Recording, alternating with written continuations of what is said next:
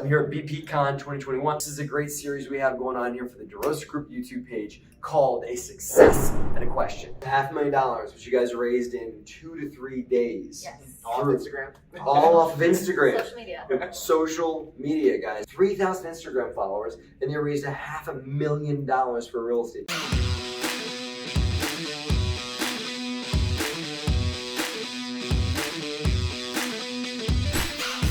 What is going on, YouTube? Now, this is a great series we have going on here for the DeRosa Group YouTube page called A Success and a Question.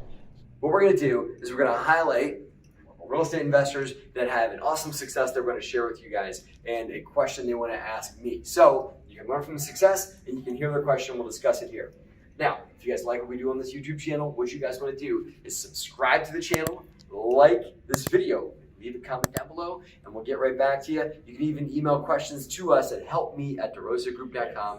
That is helpme@derosagroup.com, and we'll answer your question right here on the air. Friends, I'm here at BPCon 2021. I've got Janelle and Don Carlson. Cool. Tell everybody briefly, just a few seconds about yourself, and then let's get to your success. Cool?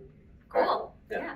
We started investing about 2.5 years ago. We scaled to about 17 units pretty quickly, and we had a 48 unit under contract. That's huge, right? 48 unit under contract, right? And I remember meeting you guys at BPCon 2019. Right. And what was the advice that you guys? It was if you're not saying you are not going big enough. And so we threw a 48 unit under contract. That's right. And yeah, right? Many times. Right.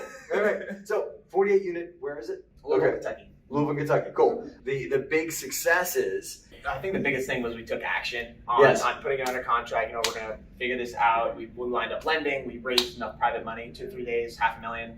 Right, so $500,000, which you guys raised in 2 to 3 days. Yes. All off Instagram. All off of Instagram. Social media. Social media, guys. Yeah. If you guys have a social media following and you're putting up pictures of your cat and your kids, you're missing out. Also, put pictures of your cat and your kids. That's cool. People like that. But also talk about what you do, your real estate ventures, right? Mm-hmm. My guess is on your Instagram, but how many followers do you guys have? Just 3,000. 3,000. Just broke 3. Right. So you don't have to have 300,000 Instagram followers to raise money. You're kidding yourself if you're telling yourself, oh, I don't have enough eyeballs on me to raise money. 3,000 Instagram followers, and they raised $500,000 for a real estate deal. Now, my guess is that was not the first time you talked to your Instagram following about real estate, correct? No. We weren't doing cats and kids the whole time. No. And then all of a sudden, 48 unit apartment building, No, right? it's solely focused on our investing journey and where we've been. Right. So do that. That's a tip, right? Tell your market, those that follow you on whatever it is, Facebook, Instagram, TikTok, whatever you got, that people are friends with you on, that like and trust you because you're you, right? Tell them what you're up to for your business. When you have a deal, put your deal out there. You be careful about solicitation rules and stuff like that. So how did you guys mitigate, solicitation rules for putting that kind of stuff on social? Everyone kind of approached us. So they mentioned that they would be interested in partnering with us if we had a deal. And so once we had one, we went back to those people like, hey, we got one. Are you still interested? So, but we'd always talked about the different deals we were doing and how we raised money previously. It was from my dad, but we still raised money. It's money. It is. Right. And It's people still saw greenbacks, that right? they were giving us money. So then that kind of snowballed. So that's a great tip as well, guys, is put out just things you're up to education-wise. You don't have to be like, anybody that wants passive income, you guys can come buy apartment buildings through me. You don't have to do that. Guess what? If you're putting your real estate adventures out there, people get, that person's investing in real estate, and I'd like to do that as well. Maybe I should reach out to them. It's not that difficult. It's not rocket science, right? So that's a great success. Congratulations. Thank you. If people, but before we get to your question, if people want to hear more about what you guys are up to, if they want to help you get your Instagram following up to 4, 5, 6,000 and follow you guys as well, to hear lots of cool stuff you guys are doing and buy into the 200 unit that you guys are going to buy, because that's going to be your next moment, right? Man. Okay. So how do they reach out to you guys? Follow us on Happily Ever Investor on Instagram. That's the coolest name ever. Happily Ever Investor at Instagram. Cool. Yep. Boom. All right. Now, I had said to you guys before we got on that I want you guys to throw out a question. So what's your question that we'll throw out there? I do not know this question. I've not heard it ahead of time. And I'll do my best and try not to stutter too much if I don't know the answer. So go ahead. What is the biggest mistake investors make going from small multifamily, the 2 to 4 unit, to like the 24, 48, 100 unit? Great question. Awesome question. Here's the biggest mistake that I see people make. I mean, there's a lot of similarities, right? Mhm. You know, rent is rent. Real estate taxes are real estate taxes. Mortgage payments are mortgage payments. So Right. a lot of those things transition over, but certain things change in larger multifamilies, such as property management fees, right? What's a typical property management fee for a 4-unit, for a duplex? 8 to 10%. 8 Yeah. to 10%, right? Mhm. What is a typical, you might not know this, it's okay, I'm gonna, No idea. who thought I was gonna ask you guys questions, right? Yeah. What's a typical property management fee for a 200 unit, or even for your 48 unit? Yeah, it was 10.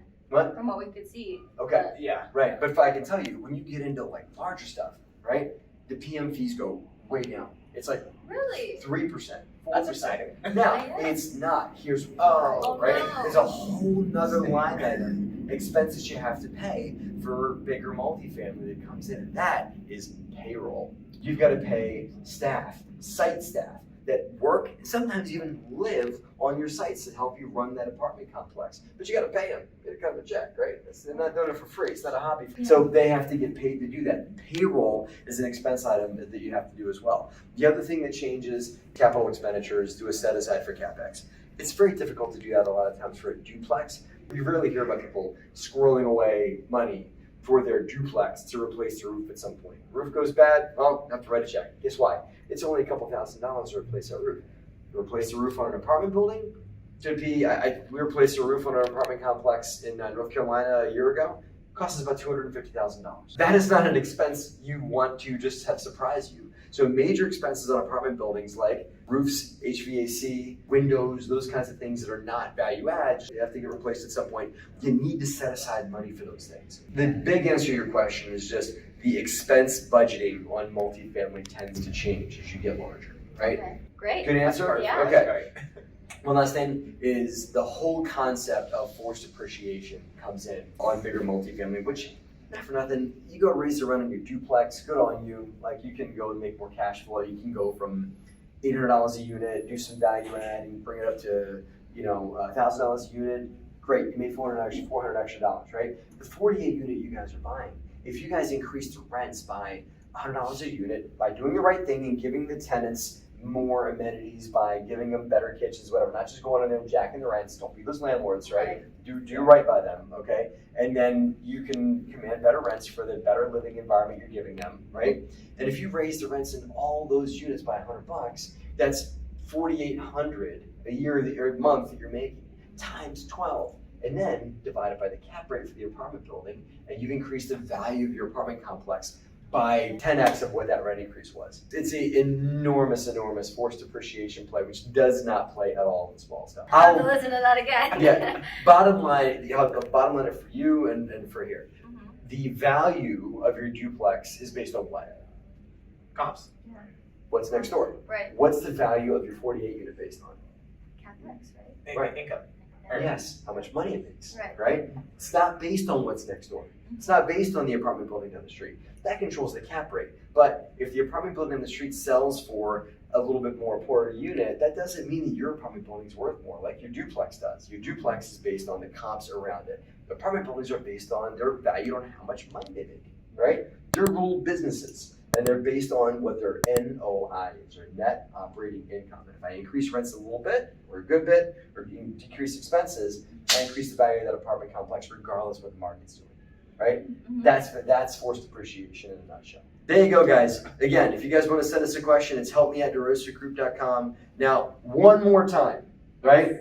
Happily ever investor. Happily ever investor. Happy ever investor, right? Cool. Check these guys out. Keep an eye on these two. They're going to be doing some great stuff. Thanks for watching, guys. Have a great and profitable week.